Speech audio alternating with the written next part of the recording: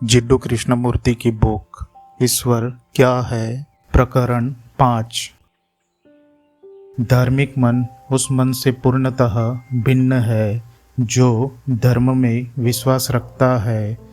धार्मिक मन समाज की संस्कृति से मनोवैज्ञानिक स्तर पर स्वतंत्र होता है। यह विश्वास के किसी भी रूप, अनुभव या स्व अभिव्यक्ति की किसी प्रकार की मांग से भी मुक्त होता है। और मनुष्य ने, मुझे ऐसा लगता है, युगों युगों से विश्वास के द्वारा एक अवधारणा निर्मित की है जिसे ईश्वर कहा जाता है। मनुष्य के लिए ईश्वर नामक उस अवधारणा में विश्वास करना आवश्यक बन गया है, क्योंकि वह पाता है कि जीवन एक दुखद प्रसंग है, निरंतर संग्राम, द्वंद्व, दुर्दशा का सिलसिला, जिसमें कभी कभार प्रकाश, सौंदर्य व उल्लास की चिंगारी दमक उठती है। किसी अवधारणा, किसी सूत्र, किसी विचार में विश्वास आवश्यक बन गया है, क्योंकि जीवन का अर्थ तो न के बराबर रह गया है। वही नित्यचर्या, दफ्तर जाना, परिवार, यौन संबंध, बोझिलता, अपने आप को अभिव्यक्त करने का द्वंद्व, इन सब का कुछ अर्थ नहीं है और इस सब के अंत में हमेशा मृत्यु है। अतः विश्वास करना मनुष्य के लिए जैसे अनिवार्य आवश्यकता बन गया है। किसी स्थान विशेष की जलवायु के अनुसार इन विचारों और सूत्रों के आविष्कारकों की बौद्धिक सामर्थ्य के अनुरूप ईश्वर, उद्धारक, दिव्यात्मा की अवधारणा आकार लेती रही है और इसके द्वारा मनुष्य परमानंद की अवस्था, सत्य, कभी विचलित न होने वाली मनोदशा के यथार्थ तक पहुँचने का हमेशा प्रयास करता रहता है। इस प्रकार उसने एक लक्ष्य को मान्य कर लिया है और उसके प्रयत्न उसी दिशा में रहे हैं। इन विचारों और अवधारणाओं के रचयिता कोई ना कोई व्यवस्था या मार्ग निर्धारित कर गए हैं, जिसका उस परम यथार्थ तक पहुँचने के लिए अनुसरण करना होगा। और मनुष्य ने अपने मन को सताया है, अनुशासन के द्वारा, नियंत्रण के द्वारा, आत्मदमन के द्वारा, संयम और तप के द्वारा, और उस यथार्थ तक पहुँचने के वह अलग अलग रास्ते ईजाद करता रहा है। एशिया में उस यथार्थ तक ले जाने वाले बहुत से तथाकथित मार्ग है जो रुझानों और परिस्थितियों के हिसाब से बने हैं, और इन मार्गों का अनुसरण उस यथार्थ तक पहुंचा देगा जिसका मापन मनुष्य द्वारा, विचार द्वारा किया जाना संभव नहीं है। पश्चिम में केवल एक ही उद्धारक है और केवल उसी के माध्यम से परम को उपलब्ध किया जा सकेगा। पूर्व और पश्चिम की सभी व्यवस्थाओं में सतत नियंत्रण पुरोहितों और धर्म ग्रंथों द्वारा, जो हिंसा का सार तत्व है, ऐसी बातों द्वारा बनाए गए ढांचे में लगातार मन को तोड़ मरोड़ कर बिठाया जाना निहित है, ताकि वह उसी के हिसाब से चले। वह हिंसा न केवल यौन सुख के त्याग में है, अपितु हर प्रकार की इच्छा, हर तरह की सुंदरता के नकार में, निग्रह में, किसी पूर्व निर्धारित ढांचे के अनुरूप बनने में भी है। वे कुछ तरह के चमत्कार करते रहते हैं, किंतु चमत्कार कर लेना तो सबसे आसान बातों में से एक है, चाहे वह पश्चिम में हो या पूर्व में। और जिन्होंने ये चमत्कारिक शक्तियाँ प्राप्त कर ली है, उन्हें संतों के रूप में प्रतिष्ठित कर दिया जाता है। उन्होंने इस दिशा में कीर्तिमान स्थापित कर लिए हैं कि वे पूरी तरह उस ढांचे के अनुरूप बन चुके हैं। वह ढांचा ही उनके रोज के जीवन में प्रकट हो रहा है। उनमें विनम्रता तो है ही नहीं, क्योंकि विनम्रता का बाहर से दिखावा नहीं हो सकता। लंगोटी या चोगा धारण कर लेना विनम्रता का सूचक कतई नहीं है। किसी भी अन्य सद्गुण की तरह विनम्रता तो क्षण प्रति क्षण होती है। इसे हिसाब लगाकर किसी निर्धारित ढांचे के रूप में स्थापित नहीं किया जा सकता जिसका अनुसरण होता रहे, किंतु मनुष्य युगों युगों से यही करता आया है। किसी मूल प्रवर्तक ने यथार्थ कहा जाने वाला कोई अनुभव कर लेने के उपरांत किसी प्रकार की व्यवस्था विधि मार्ग का प्रतिपादन कर दिया और बाकी दुनिया उसका अनुसरण करने लगी।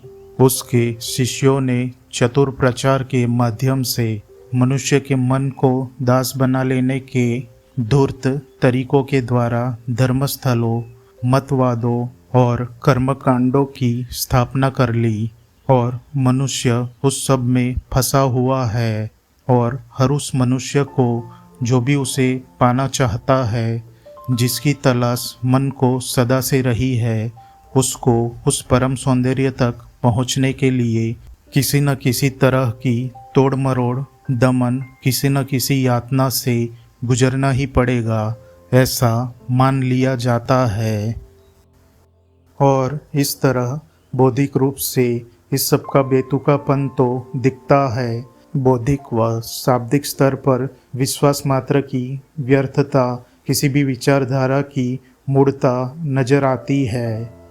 बुद्धिगत स्तर पर मन इस सब को बकवास कहकर परे फेंक सकता है, लेकिन अंदरूनी तौर पर कहीं गहरे में यह तलाश हमेशा बनी रहती है जो कर्मकांडों के, रूढ़ियों के, विश्वासों के उद्धारकों से परे है, जो उन सब प्रणालियों से परे है जिन्हें जाहिर तौर पर मनुष्य ने ही इजाद किया है। व्यक्ति यह देख पाता है कि उसके उद्धारक, उसके ईश्वर आविष्कार कल्पना भर है और इन्हें अपेक्षाकृत सरलता से अमान्य किया जा सकता है और आधुनिक मनुष्य ऐसा कर भी रहा है। मुझे नहीं मालूम कि हम आधुनिक शब्द क्यों प्रयुक्त करते हैं। मनुष्य तो पीढ़ी दर पीढ़ी वैसा ही रहा है जैसा कि वह आज है, पर आज का माहौल कुछ ऐसा है कि वह पुरोहित, विश्वास, धार्मिक रूढ़ियों के सत्ता प्रामाण्य की अवधारणा को ही सिरे से नकार रहा है। उसके लिए ईश्वर मर गया है, उसकी जवान मौत हुई है। अब चूंकि न ईश्वर है न विश्वास है, तो ठेठ दैहिक सुख, भौतिक संतुष्टि और विकसित समाज की अवधारणा ही शेष रही है। मनुष्य केवल आज के लिए जी रहा है। उसने समस्त धार्मिक संकल्पना को नकार दिया है। शुरुआत किसी भी संगठित धर्म के बाह्य ईश्वर को उनके पुरोहितों सहित नकार देने से होती है। इन्हें पूरी तरह से नकारा जाना जरूरी है, क्योंकि उनकी कोई उपयोगिता नहीं है। उन्होंने युद्धों को जन्म दिया है, लोगों को बांटा है, फिर चाहे वह यहूदी धर्म हो, हिंदू धर्म हो, ईसाई धर्म हो या इस्लाम हो। इन सब ने मनुष्य को विनष्ट किया है, उसे विभाजित किया है। ये युद्ध और हिंसा के प्रमुख कारणों में से एक है। यह सब देखकर व्यक्ति इसे नकार देता है। इसे बचकाना और अपरिपक्व समझते हुए एक तरफ हटा देता है। बौद्धिक रूप से यह बहुत आसानी से किया जा सकता है।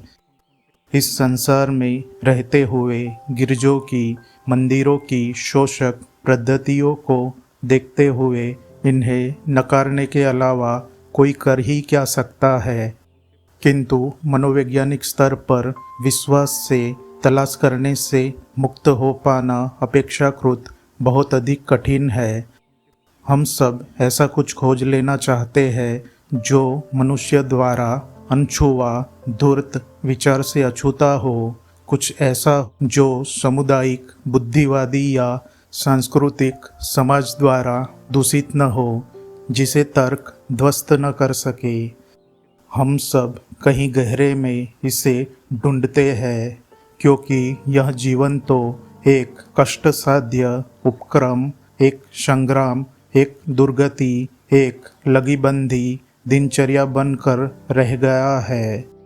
किसी में स्वयं को शब्दों में या चित्र बनाकर या शिल्प रचकर अथवा संगीत के माध्यम से अभिव्यक्त करने की क्षमता हो सकती है, लेकिन वह भी निस्सार हो जाता है।